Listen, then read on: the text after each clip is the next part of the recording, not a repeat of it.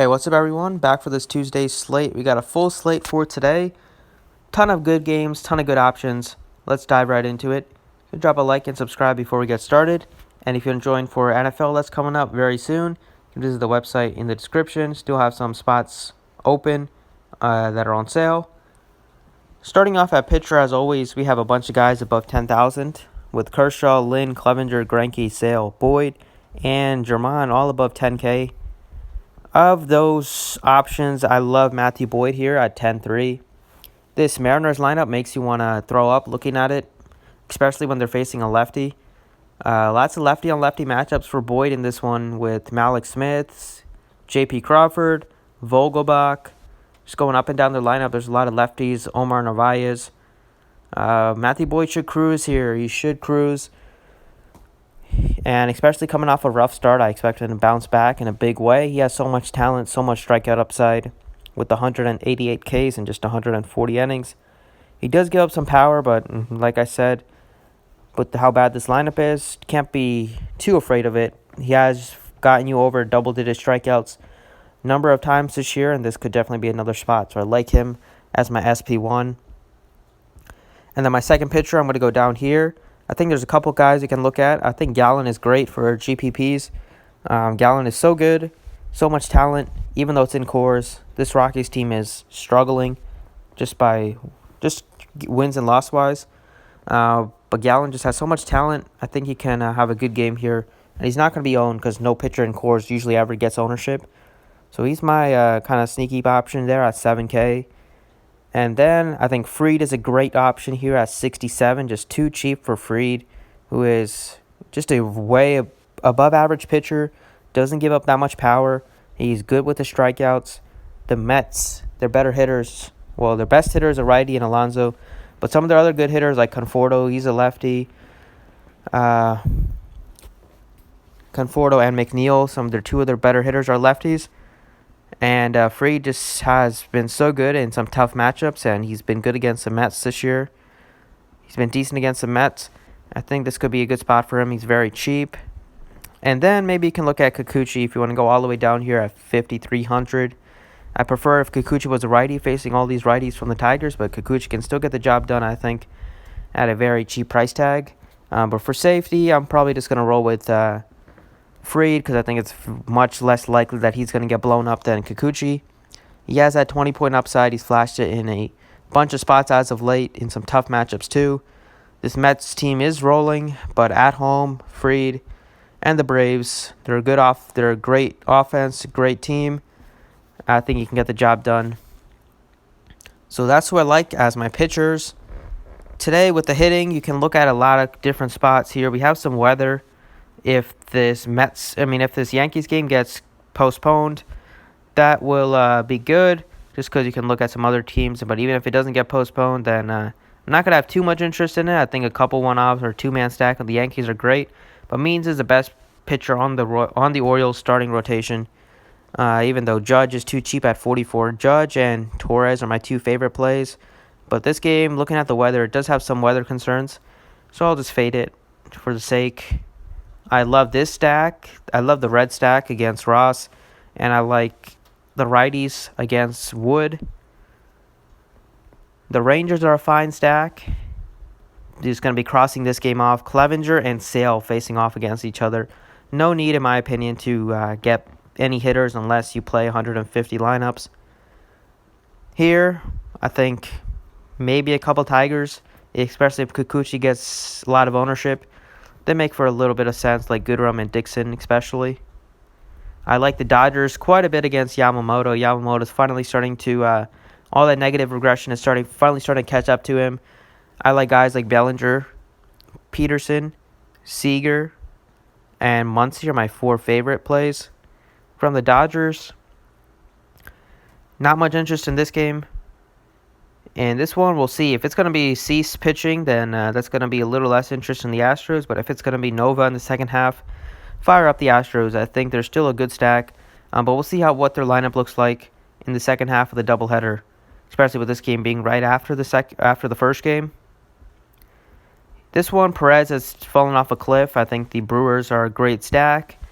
Even though they're not great against left-handed pitching, I think Braun is a great play. Kane, RC has a cheap shortstop, and Hiras are all great plays. And even some twin stack, I like them against Anderson. Cardinals are probably the top stack of the day against Sparkman. And then I think Coors, if you want a spot to fade Coors, if you ever want a day to fade Coors, this might be it. We got two good pitchers, Gray and Gallen, facing off. And this game is going to get a ton of ownership, so hopefully those pitchers can come through. And you can get some great leverage by fading that. So that's kind of where I'm at with my hitting. Started off at first base here with Paul Goldschmidt. Nicely priced here at only $4,400. The Cardinals just get the best matchup of the day. Facing Sparkman. Sparkman is terrible against righties and lefties. He's been worse to lefties, I believe, but Goldschmidt is. As you see, it's not even a coincidence. This article, Paul Goldschmidt is surging. And that's exactly what he's been doing over the past month. Goldschmidt has been hitting everything and hitting everything so hard. To show you, after he was pretty bad for the first, for a pretty long stretch, he's caught fire. A very streaky hitter and great chance that he can stay hot in this one. This year he's batting .263 against righties, 19 bombs. At home he's batting .283 this game. He's on the road, but he still has 13 bombs on the road. In July he had 11 bombs. August he's been okay. But he's coming off a big game. Maybe he can carry that one into another great spot here. Just a good matchup. Hits the ball very hard. This year, 54% hard hit rate to lefties, 46% to righties, and over a 40% fly ball rate to both sides. Sparkman and this Royals bullpen is extremely bad. Sparkman gives up a ton of power. He has given up 21 home runs on the season. 15 have come against lefties, but righties are still hitting him hard with a .311 average and a .458 slugging percentage. XFIP is almost at 5 to righties. It's over 6 to lefties.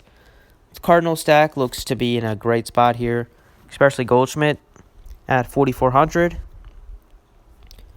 At third base, I like Rendon at $5,100 facing Wood. Alex Wood has been hit pretty hard in his first couple starts. He's given up quite a bit of power, and the Nationals do have some power hitters, especially Anthony Rendon. Tremendous numbers against left-handed pitching for his career. He's having a tremendous season. This year, in a couple starts, Wood has given up 4 home runs. 3 have come against righties. They're hitting a .561 slugging. XFIP is 5.35. As you see, Wood's been always good against lefties. XFIP this year so far is just 2.65 to righties, but righties have a 54% hard hit rate and a 42% fly ball rate against Wood. And career-wise, righties have definitely hit him for more power. And so definitely think the righties is the way to go. Supposed to be great hitting conditions once again in Washington, I believe. And Rendon just mashes lefties. ISO against lefties this year, I believe, is over 300. Just double check that. This year he has a .317 average against lefties. ISO is 307. Just hitting the ball so well. 159 WRC plus. 50.6% hard hit rate. Such a good hitter. Just so good. The numbers speak for themselves with him. So we got 2 great hitters, 2 solid pitchers, and now we're going to go with some Reds that I love. Hard not to like this guy. Hard not to be a fan of this guy. Aquino, once again, I'll be rocking with him just because he did me a solid and went yard yesterday. And I think he can do that once again. Just can't figure out how to spell his name. There it is. $4,600 is still not expensive enough for a guy that has this much power. 8 home runs now in his first 12 games. Teams have started to figure him out a little bit, and I'm not saying like he's still hitting home runs. But if you watch the games, if you throw him like breaking balls on the outside part of the plate, he does chase. We'll see when tomorrow when Plate IQ gets updated, the kind of pitches Joe Ross throws, but I'm not scared of him.